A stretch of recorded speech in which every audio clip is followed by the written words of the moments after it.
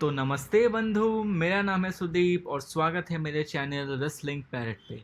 तो बंधु, आज की इस वीडियो में ना मैं आपके लिए एकदम भर भर के अपडेट्स लाया हूँ। आपका सिर्फ इतना काम है कि आप वीडियो को बिना स्किप किए लास्ट तक जरूर देखते रहना। तो चलिए फिर शुरू करते हैं। सबसे पहले हम बात कर लेते हैं समर स्लैम के रीमैच से, जो लगभग आप कंफर्म मान सकते हो आने वाले कुछ दिनों में होने वाला है। और वो मैच है Bobby Lashley versus Goldberg for the WWE championship. अब समर स्लैम में इनकी मैच की एंडिंग जैसे हुई थी, तब से ही हमें पता था कि इनकी कहानी खत्म नहीं हुई है।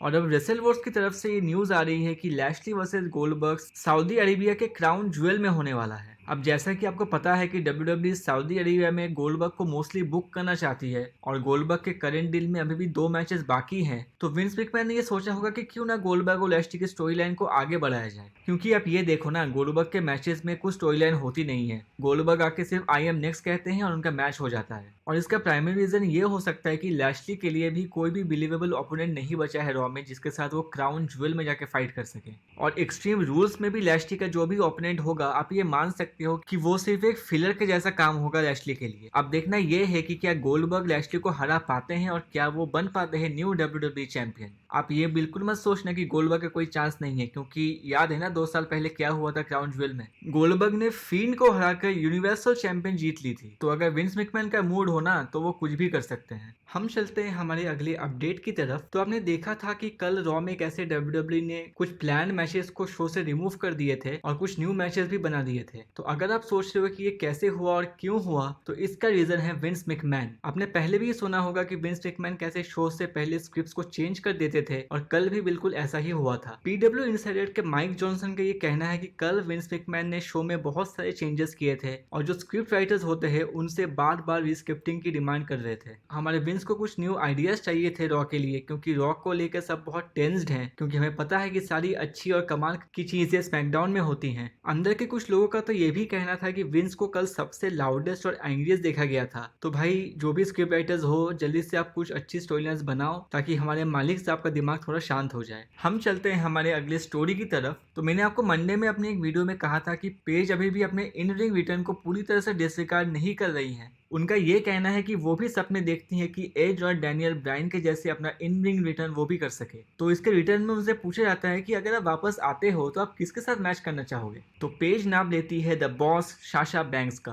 पेज का ये कहना था कि Sasha Banks is the best, चाहे वो मेन रेसलिंग हो या वुमेन रेसलिंग। वो साथ में ये भी कहते हैं कि शार्लेट फ्लेयर भी बहुत अच्छे परफॉर्मर है, बाकी सब लोग अच्छे हैं, बट फिर भी साशा उनमें से बेस्ट है और वो किसी भी दिन एक 5 स्टार मैच दे सकती हैं। अब पेज ने तो साशा के तारीफों के पुल बांध दिए और मुझे नहीं लगता कि इसमें कोई भी आर्ग्यू करने वाली बात है। साशा बैंक्स कितनी अच्छी परफॉर्मर है ये तो हम सभी जानते हैं। अब साशा बैंक्स की बात चल रही है तो मैं उनके रिटर्न के रिगार्डिंग एक अपडेट दे देता हूँ आपको। तो PW इनसाइडर के माइक जॉनसन से ये अपडेट आती है कि WWE में इंटरनल एक्सपेक्टेशंस है कि बैंक्स 10 सितंबर में जो सुपर शो होने वाला है स्मैकडाउन का मैडिसन स्क्वायर गार्डन में, वहां अपना रिटर्न कर सकती है वो। ये कोई कंफर्म न्यूज नहीं है, ये सिर्फ WWE के अंदर के लोगों के बीच में एक एक्सपेक्टेशन है। तो फिर चलिए देखते हैं मैडिसन स्क्वायर गार्डन में हम लोग को साशा बैंक्स दिखती हैं क्या। नेक्स्ट हम बात करते हैं SmackDown women's champion Becky Lynch के बारे में। तो समर स्लैम को और बेकी लिंच के रिटर्न को हुए 1 वीक से ज्यादा हो चुके हैं, बट ऐसा लगता है अभी भी उनके रिटर्न का हैंगओवर जो है वो खत्म नहीं हुआ है। अब एक रिपोर्ट निकल के आ रही है फाइटफुल सीरियट की तरफ से कि बेकी लिंच को शो में अपीयर होने की बात पहले चल रही थी, बट उनको बाद में शो से ऑफ कर दिया गया।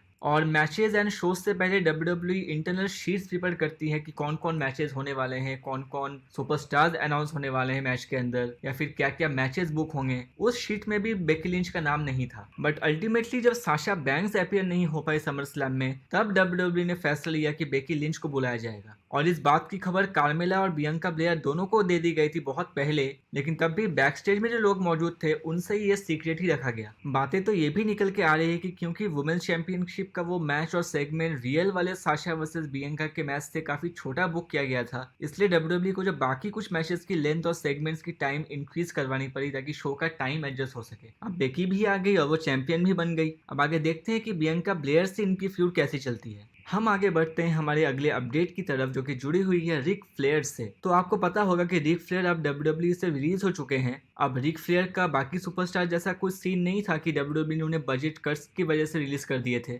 रिक फ्लेयर ने खुद विंस मैकमैन से डायरेक्टली रिलीज मांगी थी और उनको वो ग्रांट भी कर दी गई थी। तो तो रिसेंटली रिक फ्लेयर अपीयर हुए थे NWA के 73rd एनिवर्सरी के शो में, क्योंकि वो पहले NW चैंपियन भी रह चुके हैं और वहां जाके वो तो एक स्पीच भी देते हैं। वैसे उनकी स्पीच वहां पे 15 मिनट्स के आसपास की थी, बट मैं आपको शॉर्ट करके समझा देता हूँ। फ्लेयर ने तो सबसे पहले थैंक यू कहा काफी सारे लोगों को, जैसे कि अपनी वाइफ को, फिर अंडरटेकर हो गए, शॉन माइकल्स को, स्टोन कोल्ड, विंस मैकमैन को, और उन्होंने विंस मैकमैन को आई लव यू भी कहा और कहा कि तुम ही वो रीजन हो जिसकी वजह से आज मैं यहाँ पर हूँ। फिर वो कहते हैं कि अब NWA ही उनकी दुनिया है और इस डिसीजन से वो बहुत खुश हैं। और फिर वो विंस मैकमैन और टोनी खान का भी नाम लेते हैं कि वो भी बहुत खुश है इनके डिसीजन से। और फिर वो कहते हैं कि हम सबको ना रेसलिंग में ब्रांड्स की जरूरत होती है, क्योंकि हर जो बंदा रेसलिंग करता है ये जरूरी नहीं है कि वो WWE या AEW में जाके मैचेस रेसल कर सके। और लास्ट में वो थैंक यू कह रहे होते हैं सारे फैंस को, NWA को और WWE को भी, कि इतने सालों से उनको इतनी रिस्पेक्ट मिली है। अभी शो में अपीयर होने के कुछ दिन बाद रिक फ्लेयर रेने यंग के ओरल पॉडकास्ट में अपीयर होते हैं और वहां उनसे पूछा जाता है कि आप WWE से रिलीज मांगे क्यों थे। तो इस पे रिक कहते हैं कि मुझे पता था कि तुम ये क्वेश्चन जरूर करने वाली हो मुझसे और मैं इसी का आंसर सोच रहा था। और फिर वो इसका आंसर करते हैं कि कैसे वो सोच रहे थे एक दिन कि लास्ट 3 सालों से वो एक विदाउट रेसलिंग कॉन्ट्रैक्ट में हैं और उसी से अपने घर भी चला रहे हैं। और यही सोचते सोचते वो एक दिन विंस मैकमैन के पास पहुंचे और अपने रिलीज के लिए रिक्वेस्ट किया। अब मुझे ये समझ नहीं आ रहा है कि क्या रिक फ्लेयर इस एज में अपना इन रिंग रिटर्न करने की सोच रहे हैं। मुझे नहीं पता ये उनके हेल्थ के लिए सही है या नहीं, ऑब्वियसली हमसे वो ज्यादा ही जानेंगे इसके बारे में। तो अब देखते हैं रिक फ्लेयर नेक्स्ट हमें क्या क्या करते हुए दिखते हैं। हम अब बात करते हैं कैरियन क्रॉस के बारे में। तो क्रॉस को अब NXT से आए हुए रॉ में 2 वीक हो चुके हैं, बट आपने ये नोटिस किया होगा कि क्रॉस एक मास्क पहन के आते हैं रॉ के मैचेस के दौरान। तो इस पे एंड्रू जेरिन का ये कहना है कि ये WWE में हर चीज मार्केटेबल होनी चाहिए, चाहे वो टॉय हो या टी शर्ट हो या और कुछ भी हो। WWE के अंदर आपको प्रोडक्ट्स भी सेल करवाने पड़ेंगे अपने नाम पर और क्रॉस के लिए ये मार्क्स वही काम करेगा। मतलब WWE पैसा कमाने का एक मौका नहीं छोड़ते हैं। आप जानते हैं कैसे फील्ड के एक्सेसरीज से, जॉन सीना के टी शर्ट से, अभी रिसेंटली लिली वाले डॉल से WWE ने कितने मर्च सेल किए हैं और लगता है कैरिंग टॉस के लिए भी अब मर्च रेडी हो गया है। नेक्स्ट हम चलते हैं हमारे Mister Money in the Bank Big E के पास। तो स्पोर्ट्स इलस्ट्रेटर से बात करते हुए बिग ई से ये पूछा जाता है कि अगर वो रेडी हैं कंपनी के फेस होने के लिए।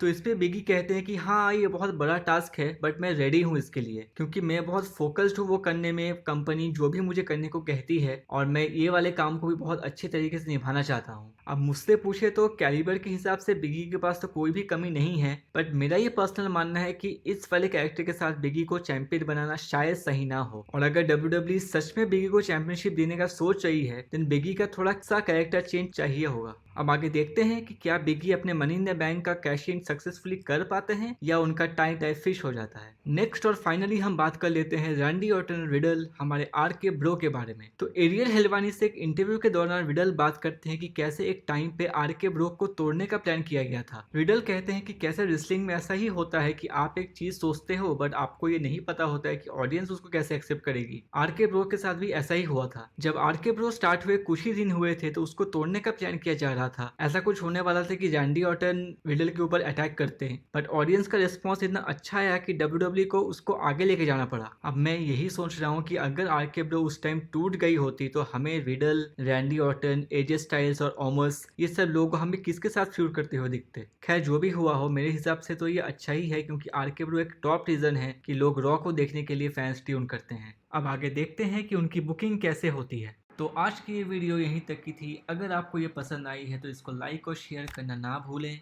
उसके साथ साथ चैनल को ज़रूर सब्सक्राइब करके नोटिफिकेशन बेल को भी ऑन कर दीजिए, ताकि आपको रेसलिंग से जुड़ी हर न्यूज़, इवेंट्स और अपडेट्स की जानकारी इस चैनल पर मिलती रहे। तो ठीक है बंधु, मिलते हैं आपसे अगले वीडियो में।